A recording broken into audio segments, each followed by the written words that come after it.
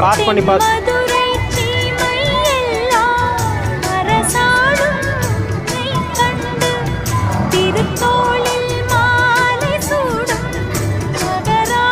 Cut பண்ணிடலாமா?